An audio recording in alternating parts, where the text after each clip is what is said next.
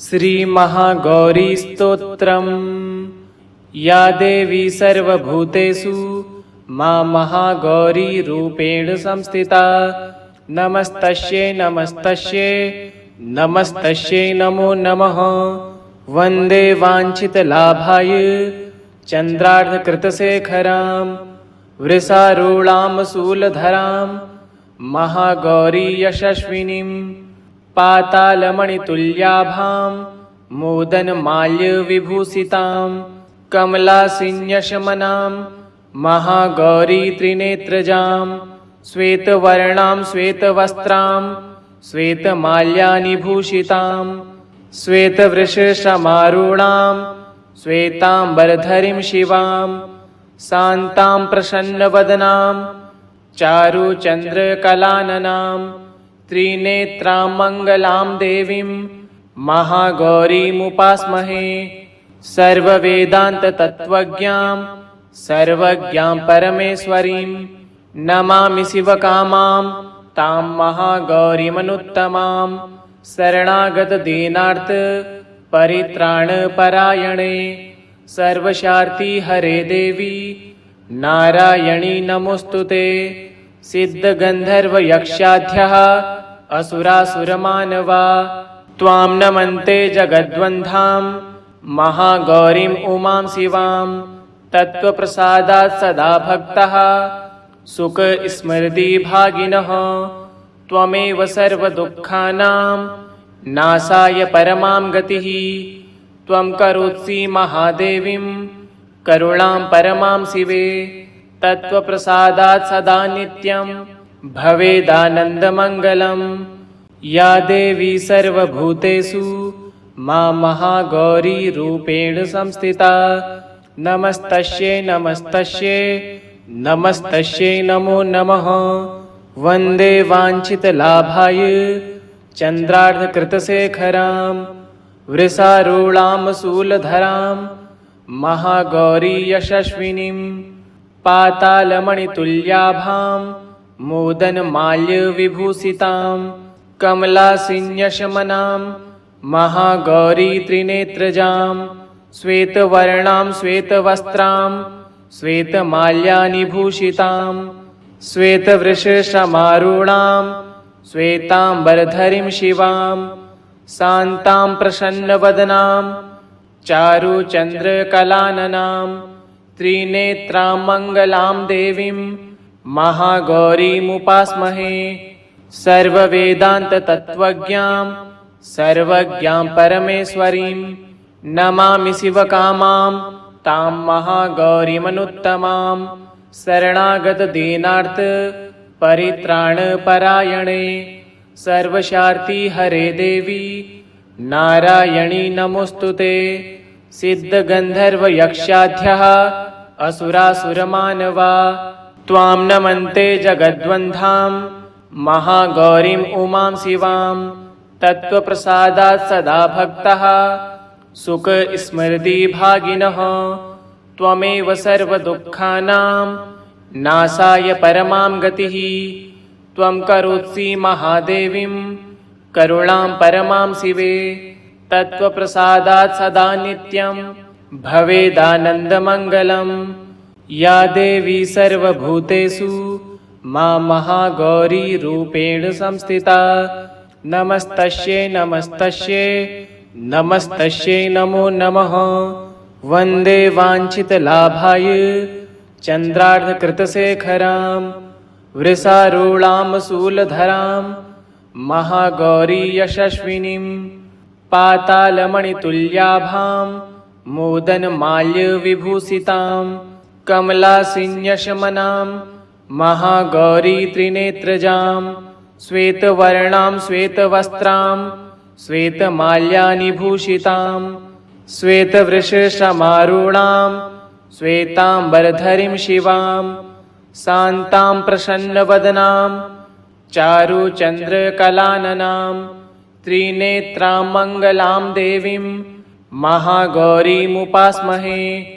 सर्ववेदान्ततत्त्वज्ञां सर्वज्ञां परमेश्वरीं नमामि शिवकामां तां महागौरीमनुत्तमां। शरणागत दीनार्थ परित्राण परायणे सर्वशार्ति हरे देवी नारायणी नमोस्तुते।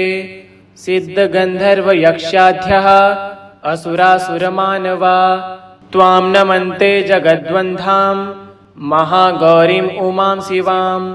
तत्त्वप्रसादात् सदा भक्तः सुख स्मृति भागिनः त्वमेव सर्वदुःखानां नाशाय परमां गतिः। त्वं करोषि महादेवीं करुणां परमां शिवे। तत्त्वप्रसादात् सदा नित्यं भवेदानन्दमङ्गलम्। या देवी सर्वभूतेषु मा महागौरी रूपेण संस्थिता नमस्तस्यै नमस्तस्यै नमस्तस्यै नमो नमः। वन्दे वाञ्छितलाभाय चन्द्रार्धकृतशेखरां वृषारूढां शूलधरां महागौरी यशस्विनीं।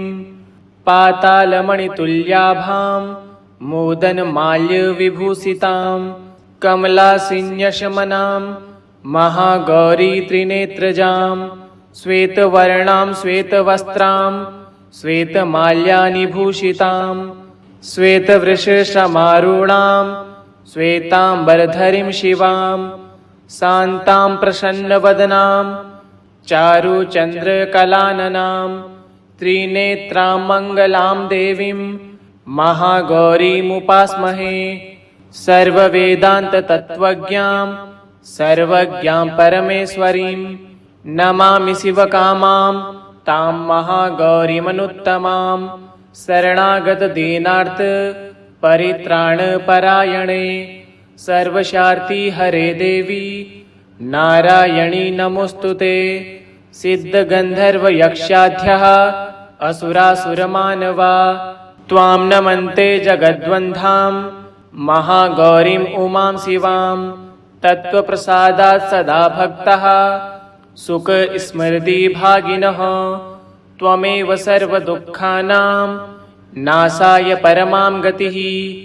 त्वं करोषि महादेवीं करुणां परमां शिवे। तत्त्वप्रसादात् सदा नित्यं भवेदानन्दमङ्गलम्। या देवी सर्वभूतेषु मा महागौरी रूपेण संस्थिता नमस्तस्यै नमस्तस्यै नमस्तस्यै नमो नमः। वन्दे वाञ्छितलाभाय चन्द्रार्धकृतशेखरां वृषारूढां शूलधरां महागौरी यशस्विनीं। पातालमणितुल्याभां मोदनमाल्यविभूषितां कमलासिन्यशमनां महागौरी त्रिनेत्रजां। श्वेतवर्णां श्वेतवस्त्रां श्वेतमाल्यानिभूषितां श्वेतवृषसमारूढां श्वेताम्बरधरीं शिवां। शान्तां प्रसन्नवदनां चारुचन्द्रकलाननां त्रिनेत्रां मङ्गलां देवीं महागौरीमुपास्महे। सर्ववेदान्ततत्त्वज्ञां सर्वज्ञां परमेश्वरीं नमामि शिवकामां तां महागौरीमनुत्तमां। शरणागत दीनार्थ परित्राण परायणे सर्वशार्ति हरे देवी नारायणी नमोस्तुते। सिद्ध गंधर्व यक्षाद्यः असुरासुरमानवा त्वां नमन्ते जगद्वन्धां महागौरीं उमां शिवां। तत्त्वप्रसादात् सदा भक्तः सुख स्मृति भागिनः त्वमेव सर्वदुःखानां नाशाय परमां गतिः। त्वं करोषि महादेवीं करुणां परमां शिवे। तत्त्वप्रसादात् सदा नित्यं भवेदानन्दमङ्गलम्। या देवी सर्वभूतेषु मा महागौरी रूपेण संस्थिता नमस्तस्यै नमस्तस्यै नमस्तस्यै नमो नमः। वन्दे वाञ्छितलाभाय चन्द्रार्धकृतशेखरां वृषारूढां शूलधरां महागौरी यशस्विनीं। पातालमणितुल्याभां मोदनमाल्यविभूषितां कमलासिन्यशमनां महागौरी त्रिनेत्रजां श्वेतवर्णां श्वेतवस्त्रां श्वेतमाल्यानिभूषितां श्वेतवृषशमारूढां श्वेताम्बरधरीं शिवां शान्तां प्रसन्नवदनां चारुचन्द्रकलाननां त्रिनेत्रां मङ्गलां देवीं महागौरीमुपास्महे। सर्ववेदान्ततत्त्वज्ञां सर्वज्ञां परमेश्वरीं नमामि शिवकामां तां महागौरीमनुत्तमां शरणागतदीनार्थ परित्राणपरायणे सर्वशार्ति हरे देवी नारायणी नमोऽस्तुते। सिद्धगन्धर्वयक्षाद्यः असुरासुरमानवा त्वां नमन्ते जगद्वन्धां महागौरीम् उमां शिवां तत्त्वप्रसादात् सदा भक्तः सुखस्मृतिभागिनः त्वमेव सर्वदुःखानां नाशाय परमां गतिः। त्वं करोषि महादेवीं करुणां परमां शिवे तत्त्वप्रसादात् सदा नित्यं भवेदानन्दमङ्गलम्। या देवी सर्वभूतेषु मां महागौरीरूपेण संस्थिता नमस्तस्यै नमस्तस्यै नमस्तस्यै नमो नमः। वन्दे वाञ्छितलाभाय चन्द्रार्धकृतशेखरां वृषारूढां शूलधरां महागौरी यशस्विनीं पातालमणितुल्याभां मोदनमाल्यविभूषितां कमलासिन्यशमनां महागौरी त्रिनेत्रजां श्वेतवर्णां श्वेतवस्त्रां श्वेतमाल्यानिभूषितां श्वेतवृषशमारूढां श्वेताम्बरधरीं शिवां शान्तां प्रसन्नवदनां चारुचन्द्रकलाननां त्रिनेत्रां मङ्गलां देवीं महागौरीमुपास्महे। सर्ववेदान्ततत्त्वज्ञां सर्वज्ञां परमेश्वरीं नमामि शिवकामां तां महागौरीमनुत्तमां शरणागतदीनार्थ परित्राणपरायणे सर्वशार्ति हरे देवी नारायणी नमोऽस्तुते। सिद्धगन्धर्वयक्षाद्यः असुरासुरमानवा त्वां नमन्ते जगद्वन्धां महागौरीम् उमां शिवां तत्त्वप्रसादात् सदा भक्तः सुखस्मृतिभागिनः त्वमेव सर्वदुःखानां नाशाय परमां गतिः। त्वं करोषि महादेवीं करुणां परमां शिवे तत्त्वप्रसादात् सदा नित्यं भवेदानन्दमङ्गलम्। या देवी सर्वभूतेषु मां महागौरीरूपेण संस्थिता नमस्तस्यै नमस्तस्यै नमस्तस्यै नमो नमः। वन्दे वाञ्छितलाभाय चन्द्रार्धकृतशेखरां वृषारूढां शूलधरां महागौरी यशस्विनीं पातालमणितुल्याभां मोदनमाल्यविभूषितां कमलासिन्यशमनां महागौरी त्रिनेत्रजां श्वेतवर्णां श्वेतवस्त्रां श्वेतमाल्यानिभूषितां श्वेतवृषशमारूढां श्वेताम्बरधरीं शिवां शान्तां प्रसन्नवदनां चारुचन्द्रकलाननां त्रिनेत्रां मङ्गलां देवीं महागौरीमुपास्महे। सर्ववेदान्ततत्त्वज्ञां सर्वज्ञां परमेश्वरीं नमामि शिवकामां तां महागौरीमनुत्तमां शरणागतदीनार्थ परित्राणपरायणे सर्वशार्ति हरे देवी नारायणी नमोऽस्तुते। सिद्धगन्धर्वयक्षाद्यः असुरासुरमानवा त्वां नमन्ते जगद्वन्धां महागौरीम् उमां शिवां तत्त्वप्रसादात् सदा भक्तः सुखस्मृतिभागिनः त्वमेव सर्वदुःखानां नाशाय परमां गतिः। त्वं करोत्सि महादेवीं करुणां परमां शिवे तत्त्वप्रसादात् सदा नित्यं भवेदानन्दमङ्गलम् या देवी सर्वभूतेषु मा महागौरीरूपेण संस्थिता नमस्तस्यै नमस्तस्यै नमस्तस्यै नमो नमः। वन्दे वाञ्छितलाभाय चन्द्रार्धकृतशेखरां वृषारूढां शूलधरां महागौरी यशस्विनीं पातालमणितुल्याभां मोदनमाल्यविभूषितां कमलासिन्यशमनां महागौरी त्रिनेत्रजां श्वेतवर्णां श्वेतवस्त्रां श्वेतमाल्यानिभूषितां श्वेतवृषसमारूढां श्वेताम्बरधरीं शिवां शान्तां प्रसन्नवदनां चारुचन्द्रकलाननां त्रिनेत्रां मङ्गलां देवीं महागौरीमुपास्महे।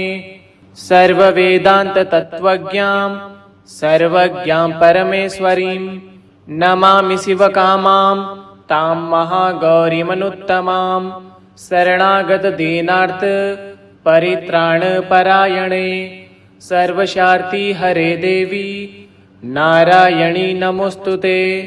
सिद्धगन्धर्वयक्षाद्यः असुरासुरमानवा त्वां नमन्ते जगद्वन्धां महागौरीं उमां शिवां तत्त्वप्रसादात् सदा भक्तः सुखस्मृतिभागिनः त्वमेव सर्वदुःखानां नाशाय परमां गतिः त्वं करोत्सि महादेवीं करुणां परमां शिवे तत्त्वप्रसादात् सदा नित्यं भवेदानन्दमङ्गलम् या देवी सर्वभूतेषु मा महागौरीरूपेण संस्थिता नमस्तस्यै नमस्तस्यै नमस्तस्यै नमो नमः।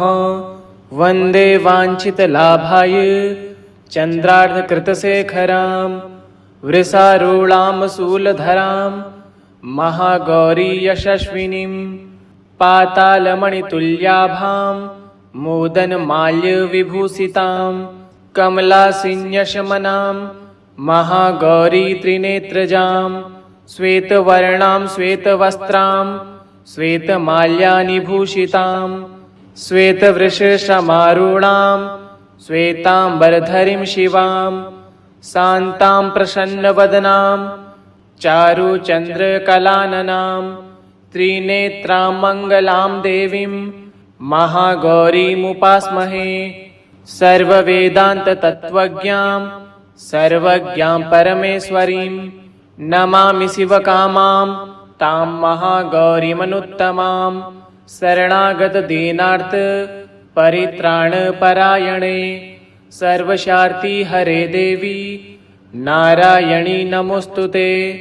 सिद्धगन्धर्वयक्षाद्यः असुरासुरमानवा त्वां नमन्ते जगद्वन्धां महागौरीं उमां शिवां तत्त्वप्रसादात् सदा भक्तः सुखस्मृतिभागिनः त्वमेव सर्वदुःखानां नाशाय परमां गतिः त्वं करोत्सि महादेवीं करुणां परमां शिवे तत्त्वप्रसादात् सदा नित्यं भवेदानन्दमङ्गलम् या देवी सर्वभूतेषु मा महागौरीरूपेण संस्थिता नमस्तस्यै नमस्तस्यै नमस्तस्यै नमो नमः।